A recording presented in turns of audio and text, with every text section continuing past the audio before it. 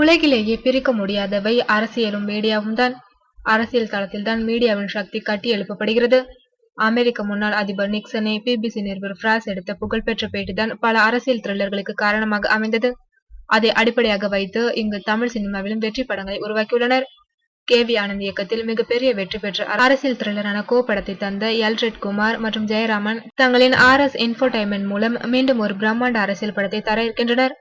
Media மற்றும் அரசியல் களத்தில் இதுவரை சொல்லப்படாத ஒரு புதிய கதையை கோ 2 சொல்ல இருக்கின்றனர். தமிழகத்தில் தேர்தல் களம் சூடுபிடிக்க தொடங்கிவிட்ட நிலையில் கோ 2 குறித்த எதிர்பார்ப்பு ஏகத்திற்கும் எகிரியுள்ளது. அந்த எதிர்பார்ப்புகளை நிறைவேற்றும் வகையில் வருகின்ற ஏப்ரல் 29ஆம் தேதி உலகெங்கும் பிரம்மாண்டமாக வெளியாக உள்ளது கோ 2. தேசிய விருது பெற்ற நடிகர்களான பாபி சிம்மாவும் பிரகாஷ் ராஜும் இந்த படத்தில் இணைந்து நடித்துள்ளனர். பாபி சிம்மா இதுவரை செய்யாத புதிய வேடம். இது எனக்கே ஒரு புதிய அனுபவம், வேறு ஒரு உயரத்திற்கு என்னை கொண்டு போகும் என்கிறார் பாபி சிம்மா. படத்தின் நாயகியாக நிக்கி கல்ராணி, வெற்றி படங்களின் நாயகி. இந்த படத்தில் அவருக்கு மிக முக்கிய வேடம். படம் முழுக்க வருகின்றார். பாலசரவணனை வெறும் காமெடியனாக மட்டும் பயன்படுத்தாமல் ஒரு முக்கிய வேடத்தை தந்து நடிக்க வைத்திருக்கிறார் இயக்குனர் சரத். இந்த படத்தின் ஹைலைட்டாக அவரது பாத்திரம் இருக்கும் என்கிறார் சரத்.